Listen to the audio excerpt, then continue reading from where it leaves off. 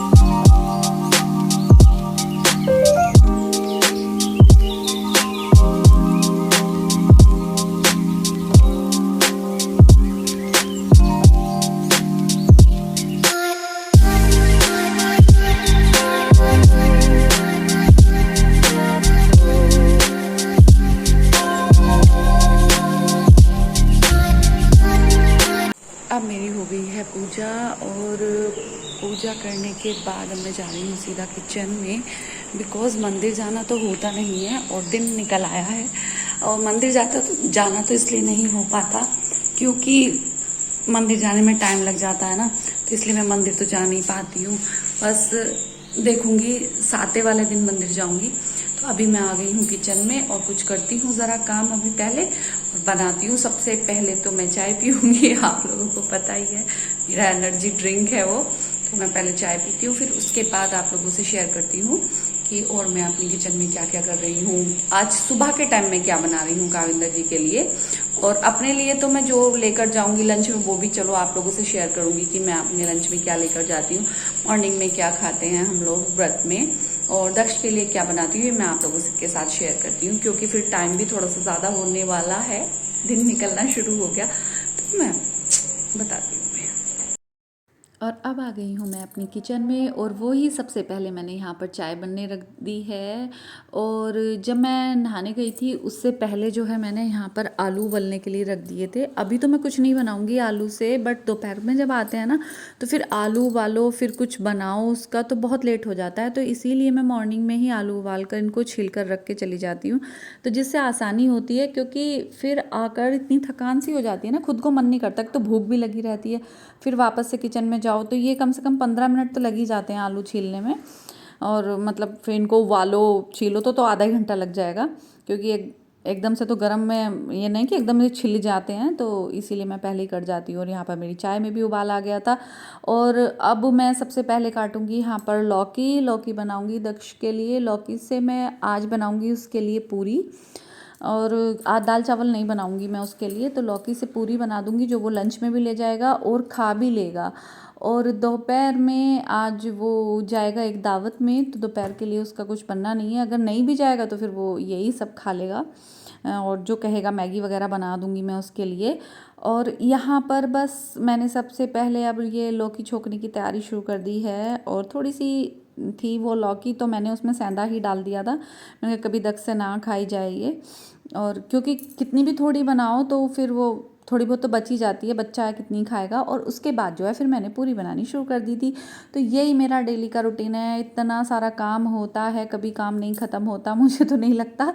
वैसे गॉड को ऐसे करना चाहिए था कि मतलब 1 वीक में एक बार खाते तो ठीक था, कि मतलब बाकी के दिन रेस्ट करो, बस एक बार बना लो खाना। तो यहाँ पे थाली में ही थोड़ा सा आटा था तो मैंने थाली में ही लगा लिया। मैंने कहा क्या परात वरात उठाती हूँ, तो जो है आटा लगा कर बस अब मैं पूरी बना दूँगी। और यहाँ पीछे कुछ काविंदर जी बोल रहे थे तो मैं उनकी बात का जवाब दे रही थी। वो अब जा रहे हैं नहा के पूजा करने के लिए, तो वो बोल रहे हैं कि थोड़ा मैं घी ताकर कर देता हूँ उसमें जोत में, तो जिससे वो जलती रहेगी आराम से। फिर दोपहर को एक बार देख लेंगे, क्योंकि अखंड जोत को भी बीच बीच में देखना पड़ता है, घी वगैरह करना पड़ता है, फिर फूल जो आ जाता है उसको भी हटाना पड़ता है, धूप लगानी पड़ती है। तो इसीलिए तो अब मैंने तो पूजा कर ली थी, तो अब वो उठे थे तो नहा धोकर अब वो भी अपनी पूजा करने के लिए गए हैं। अब जब वो आएंगे तो फिर मैं उनके लिए चाय बना दूँगी, और इसके बाद जो है फिर मैं चली जाऊंगी फिर स्कूल, ये सब करने के बाद। और लंच में मैं अपने रखूँगी आज क्या, मैं तो मोस्टली ही बस कुछ ना कुछ फ्रूट ही ले जाती हूँ, और कुछ नहीं, ज़्यादातर तो मैं एप्पल ही ले जाती हूँ। केला मैं कम खा रही हूँ थोड़ा सा। फिर आप लोग बोलेंगे कि वेट तो कम हुआ नहीं है, पर वाकई में हो गया है, क्योंकि वेट बहुत ज़्यादा था इसलिए शायद आपको नहीं लग रहा होगा, पर वेट पहले के अकॉर्डिंग बहुत कम हो गया है, क्योंकि अपने ही कपड़े बता देते हैं कि हमारा कितना वेट लूज़ हुआ है। और जो है वैसे अभी भी है बहुत एक्स्ट्रा, फिर आप लोग देख कर बोलेंगे। वो एक मैडम है, वो बहुत ज़्यादा ऑब्जर्व करती हैं मुझे, तो वो तो ज़रूरी इस पर तो ज़रूर कमेंट कर ही देंगी। पर मैम हो जाएगा कम, इतना कम हुआ है तो और भी कम हो जाएगा। पर मुझे खुशी इतनी है इस बात की है कि आप मुझे इतना ऑब्जर्व करती हैं, और सबसे अच्छी बात है कि आप मुझे बताती हैं कि ऐसे करना चाहिए, ये ऐसे नहीं करना चाहिए। तो थैंक यू। और यहाँ पर फिर मैंने अपने लिए रख दिया था, हाफ़ ही आता है मेरे लंच में, तो फिर मैंने हाफ़ दक्ष के लिए दूसरे लंच में रख दिया था उसको। मैंने कहा वो भी एप्पल खा लेगा, अदरवाइज़ तो वो मक्कार है, बहुत खाना पसंद करता है।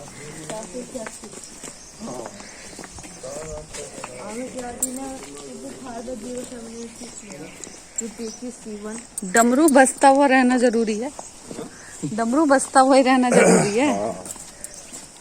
बीच में बजना चाहिए थोड़ा, हाँ तेज बजना चाहिए, ऐसा नहीं तेज बजना चाहिए। बोल के बहुत नाचता, पता ही ना चलता।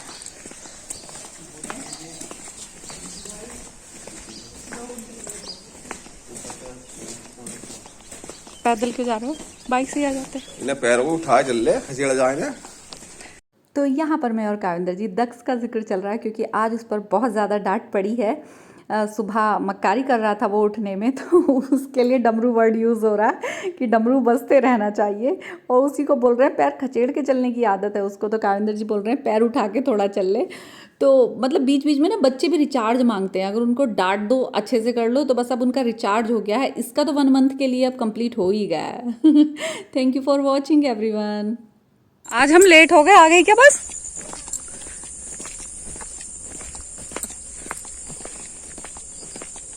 अच्छा, प्रमोद भैया का भी पता नहीं है, कभी जल्दी आ जाएंगे कभी लेट, और फोन पे फोन करे जा रहे हैं।